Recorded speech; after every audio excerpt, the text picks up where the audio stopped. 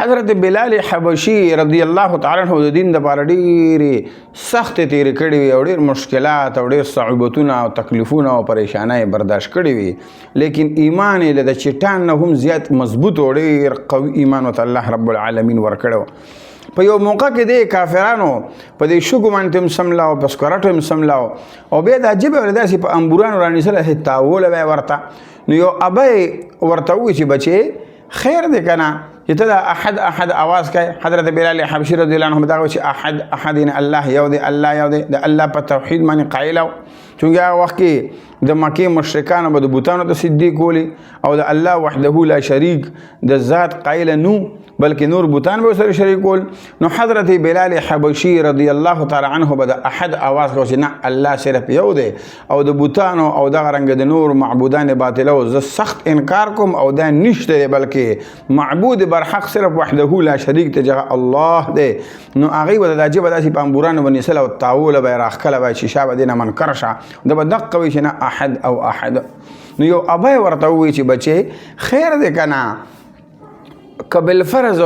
دی تا ته وایي چې ته د دې نه واوړه او تا مړی یعنې سختي در سره ډېره زیاته کوي، نو بچې خیر دی لږ ساعت دپاره ته د دې خبره باندې عمل وکړه او چې دوی نه خلاص شي نو بیا خیر دی به خپل توحید قایله شه. الا من اکره وقلبه مطمئن بالایمان، دی تا مجبوری او تا چې کم دی داسې یو ټکې استعمال کو نو خیر ځان د دی نه بچ کا او بیا خیر د خپل توحید باندې قایله یا. هغه ورته نه که نه ابی نن الله رب العالمین زما ایمان ټنګوي او زما ایمان الله نن ګوري لکه څنګه چې یو کولال یو د ښار یو کټوی اخلي او داسې وی ټنګوي او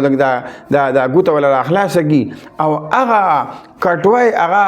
د ټوپ اوازو کې هغه څوک په یوه پیسه نه الي، ځکه چې هغه ماته یې پنچري هغې نه اوبه ویږي هغه څوک اسې نه الي. او چې کومه مټکای هغه او کټوی هغه ټنګ اواز کوي نو معلومیږي دا چې دا بالکل روغه ده او صحیح ده، نو هغه خلک په ډېرو پیسو هم الي. نو ابی نن الله رب العالمین د حضرت بلال حبشي ایمان ټنګوي، نو ابی نن زه څنګه د خپل احد د نارې نه واپس شمه، غوښې به مې غوڅې شي، هډوکې به مې مات شي او زه به شهید شم، لیکن ابی دا نشي کېدی چې نن بلال حبشي د الله د نوم په ځای باندې د یو بل چا معبودان باطله نوم واخلي او ځان د الله د ذات سره بل څوک شریک کړي، ابی دا نشي کېدی. نو هغې کافران چې د ژبه تاوله ژبه کې ورته لقنت راوسته په دې هم او دغه رنګې سکورټ به یې ورته کېښودې په دې هم لقنت پکې راغی. نو دغه بلال حبشي و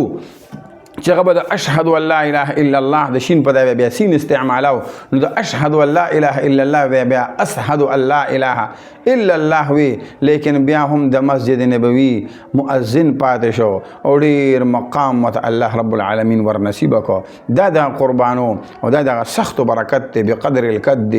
تکتسب المعالی ومن طلب العلا سهر الليالي تروم العز وتنام ليلا